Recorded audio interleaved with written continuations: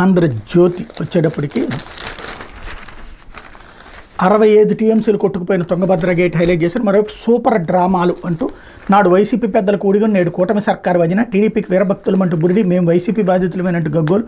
నిన్నమొన్నటి వరకు వైసీపీ పెద్దలకు ఊడిగం చేశారు. వారి అడుగులకు మడుగులొత్తుతూ వారు చెప్పిన దానికల్లా తలోపారు. మీ మాట మాకు శిరోధార్యం అంటూ తూచా తప్పకుండా పాటించారు. వైసీపీ నేతల కళ్లల్లో ఆనందం చూడటం కోసం ప్రతిపక్ష నేతలు నానా హింసలు పెట్టారు. తీరా ఎన్నికల ఫలితాలు వచ్చి రాష్ట్రంలో ప్రభుత్వం మారినందుకు ఇప్పుడు ప్లేట్ ఫిరాయించి సరికొత్త డ్రామాకు తెరదీశారు. టీడీపీకి వీరభక్తులమని ముసుగు వేసుకోవడంతో పాటు తాము కూడా వైసీపీ బాధితులమైన గత ప్రభుత్వంలో నానాగచాట్లు పడ్డామని నమ్మవలుకుతున్నారు. తమపై టీడీపీ ముద్ర వేసి వేధించారంటూ టీడీపీ నేతలు బురిడి కొట్టించి కీలక పోస్టుల కోసం పైరువీలు చేస్తున్నారు. వీరిలో కొందరు ప్రయత్నాలు ఫలించి వారు కోరుకున్న పదవులు దక్కడంతో మిగిలిన వారు కూడా రెట్టించిన ఉత్సాహంతో కార్యరంగంలోకి దిగిపోతున్నారు. వీరిని చూసి ఏ ఎండకు ఆ గొడుగు పట్టడం అంటే ఇదేనేమో సీనియర్ అధికారులు ముక్కులు వేలేసుకుంటున్నారు అన్నటువంటిది. ఇది సాధారణంగా గల్లీ స్థాయి దిగజారిపోయినటువంటి కార్యకర్త మాట్లాడుకునేటటువంటి మాట తప్పించి మరి ఏముండదు. ఆ కార్యకర్తకు ఉండే పిచ్చ కంటే ఈ పిచ్చ ఎక్కువైపోయింది.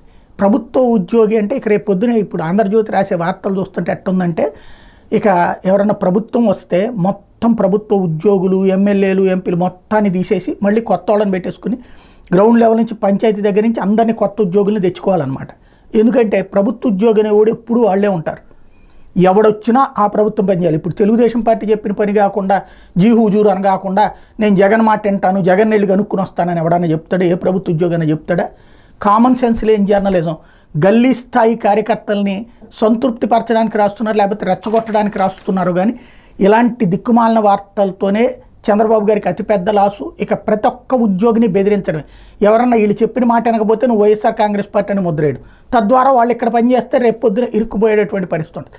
సిస్టమ్ని కొలాప్స్ చేసేటటువంటి ఒక దరిద్రపు జర్నలిజం ఆంధ్రాని పట్టి పీడిస్తుంది. లేకపోతే బ్యాండ్ వేసినా